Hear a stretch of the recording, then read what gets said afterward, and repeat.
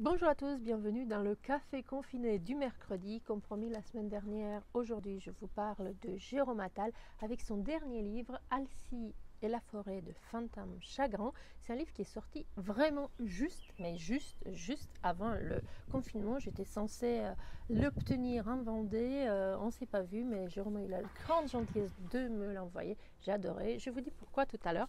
Et puis pour ceux d'entre vous qui ne peuvent pas acheter ce nouveau livre parce que les librairies sont encore fermées pour 2 ou 3 semaines, je vous parlerai de celui-ci que vous pouvez trouver en poche chez votre, même dans votre supermarché parfois, et que vous pourrez trouver par ailleurs assez facilement. Je vous en dis deux mots. D'abord de celui-là qui est mon préféré de Jérôme Attal. Je ne vous présente plus Jérôme Attal, vous le connaissez tous depuis longtemps maintenant. Il a écrit au moins une dizaine de romans, il est parolier, il chante lui-même, on l'a vu sur scène, on l'a vu rocker, on a vu déjà et écouté avec beaucoup d'émotion des chansons qu'il a écrites pour Eddie Mitchell, Nolwenn Leroy, Johnny Hallyday et j'en passe parce qu'en réalité je n'ai pas chroniqué Jérôme Attal depuis très longtemps et j'ai oublié pour qui il a écrit des chansons. Je crois même qu'il a failli écrire une chanson avec Christophe. Il raconte sur sa page Facebook sa très émouvante rencontre avec Christophe à Londres. Ça a pris 2 nuits blanches. Finalement, la chanson n'a pas abouti. Pourquoi je vous parle de chanson? Ce n'est pas... Je trouve qu'il y a une forme de poésie dans tous les livres de Jérôme. Il a même écrit en polar, donc ces livres sont très différents. Mais à la fois, on retrouve chez lui cette forme de poésie, de sensibilité. Un côté très dandy anglais qui regarde en haut, euh, qui, qui joue de l'autodérision, qui regarde de manière détachée le monde, la vie, ce qui s'y passe autour. Et on retrouve à la fois beaucoup d'émotions, beaucoup de poésie, on retrouve un côté très drôle. Ceci est valable pour tous les livres de Jérôme Attal, mais puisque je ne fais pas long, je vous l'avais promis, maintenant je fais court. D'abord un mot sur 37 étoiles filantes. Je crois que des livres de Jérôme, c'est pour le moment mon préféré, peut-être aussi à cause de l'époque, peut-être aussi parce qu'il s'intéresse, la thématique du livre touche à quelque chose d'humainement très fort, qui est le devenir d'un artiste. En l'occurrence, nous parlons d'un sculpteur, Giacometti, et d'un philosophe, d'un essayiste, d'un romancier, Jean-Paul Sartre. Ils ne sont pas connus. Quel est ce moment? Quels sont ces sentiments au moment où on commence à se faire connaître, où on essaie à se faire connaître, sans savoir du tout si un jour notre travail sera célèbre, attirera les gens ou pas du tout, ou c'est juste la continuation de la galère. Alors, pour faire courte, nous sommes en 1937. Une Américaine au bord d'une voiture américaine va renverser Alberto Giacometti, le sculpteur, dessinateur qui commence juste à se faire connaître. Il est à l'hôpital, en train de draguer un peu toutes les infirmières qui passent par là, avec de la fantaisie et d'une manière assez drôle qui me le rend tout de suite très attachant. Il est donc sur son lit d'hôpital lorsqu'il apprend que son ami, je vous dis bien son ami, Jean-Paul Sartre, raconte dans tout Paris qu'il est enfin arrivé quelque chose à Giacometti. C'est tellement méchant, n'est-ce pas? C'est votre ami. Vous êtes censé être un sculpteur un peu connu et ce qu'il a à dire, c'est qu'il vous est enfin arrivé quelque chose avec votre accident. Donc à partir de ce moment-là, Giacometti n'a qu'une envie, c'est de sortir de l'hôpital et de casser la figure à Jean-Paul Sartre. D'ailleurs, il va y aller plusieurs fois tout au long du livre pour essayer de le faire. Est-ce qu'il va le faire ou pas?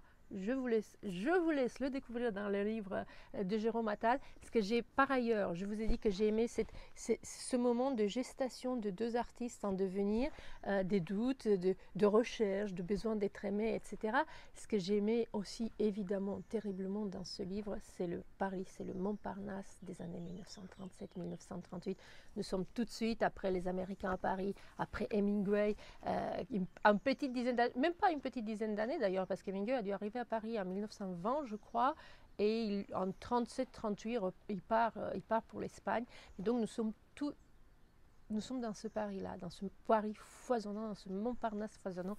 Et c'est ça aussi que j'ai beaucoup aimé dans ce livre. Je ne vous en parle pas plus. Achetez-le, lisez-le, les yeux fermés, je vous le conseille, je sais que vous aimerez.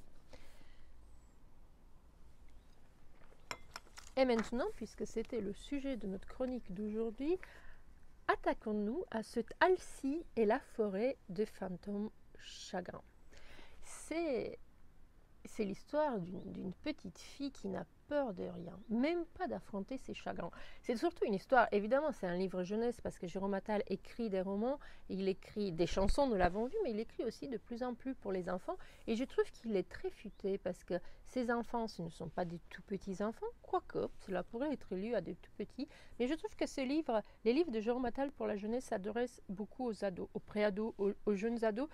Et puis à nous tous, adultes, qui avons un peu gardé de notre âme d'enfant, moi j'adore le lire, aussi un livre jeunesse. On s'attache toujours à un livre parce qu'il est bien écrit. Si on a aimé quelque chose, ça veut dire qu'il est bien écrit, que l'écrivain est doué, vous le savez, et ça veut dire qu'on s'est retrouvé dedans. C'est ça le secret d'un beau livre, c'est que nous, aussi différents, aussi nombreux soyons-nous, nous retrouvions dans ce livre. Et c'est là qu'il est bien écrit. Alors comment moi je me suis retrouvée dans le livre de Jérôme par les arbres, puisque ceux qui me connaissent d'entre vous savent qu'on m'appelle ici en Vendée Idéfix. Je protège les arbres dès que j'en trouve un, je l'empêche de mourir.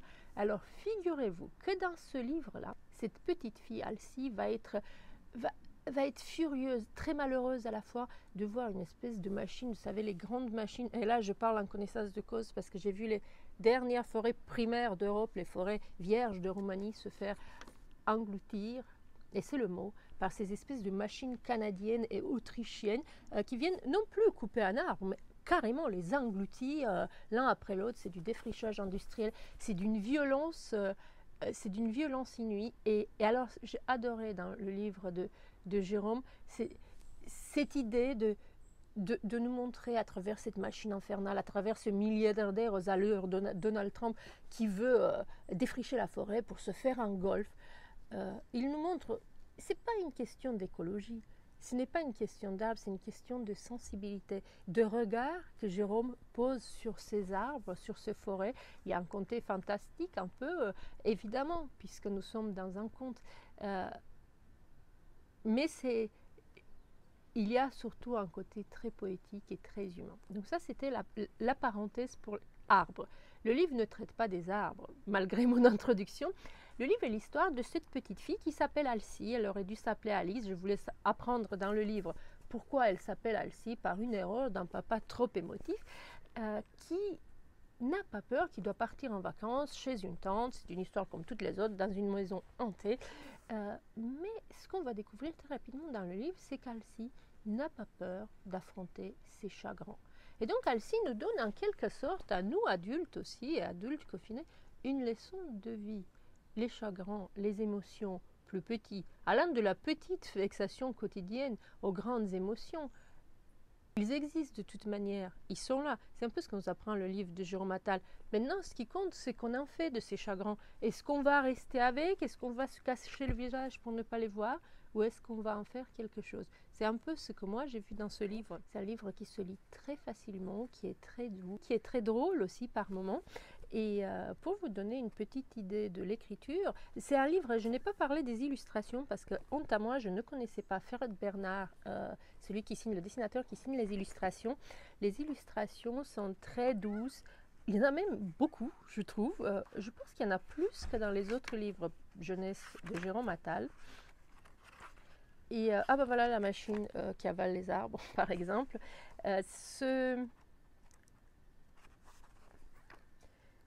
Je vous en dirai plus quand je saurai ou quand j'interviewerai Jérôme pour en savoir un peu plus sur les dessins, sur la manière dont un livre qu'on écrit pour enfants, la manière dont le dessin peut peut-être changer le regard qu'on pose sur le livre. Je pensais à ça parce que, je vous disais tout à l'heure, Jérôme fait des chansons. Il envoie le texte, le compositeur lui envoie la musique. Et c'est cela qui fera le tout, qui fera la chanson, dont certaines très connues que Jérôme a créées et qu'on écoute encore aujourd'hui. Et je me dis peut-être, et j'ai hâte de lui poser cette question, peut-être que finalement faire un livre jeunesse avec des dessins, c'est un peu le même type de processus, c'est un peu le même type de livre. C'est un livre que tu fais, mais c'est à la fois un livre qui t'échappe. Ce qui est d'ailleurs le cas de tout livre. On finit sur une petite lecture d'une page pour voir à quoi ressemble l'écriture d'un romancier qui écrit aussi pour les enfants. J'ai choisi le chapitre 10, Un fantôme manque à l'appel. Pas cette fois, dit Alcy qui était prête à se fâcher tout rouge. Et pourquoi? Demanda le nouveau fantôme chagrin. Parce qu'il m'est arrivé la même mésaventure la nuit dernière. Le petit fantôme chagrin m'avait promis que j'aurais moins de chagrin si j'allais l'enterrer sous un tas de feuilles, et c'est tout le contraire. La preuve, te voilà. Ah d'accord, vu sous cet angle. Alice faisait les 100 pas dans la chambre. Qu'est-ce que je vais faire de toi? Je ne sais pas. Je ne sais même pas quoi faire de moi. La petite fille regardait le nouveau venu avec un drôle d'air. Elle était contrariée, mais éprouvait en même temps une certaine indulgence, presque de la tendresse pour son fantôme. « J'ai une idée, dit-il. « Très bien, je t'écoute. Peut-être que tu pourrais me garder? Je saurais me faire discret, tout petit, minuscule comme un microbe. Tiens, microscopique. Et, bien sûr, invisible quand tu seras avec des gens. Pour que tu reviennes à l'assaut dès que je serai seule? Parfois, c'est promis. J'essaierai de me faire invisible aussi, quand tu seras seule. » Alcy demeurait songeuse.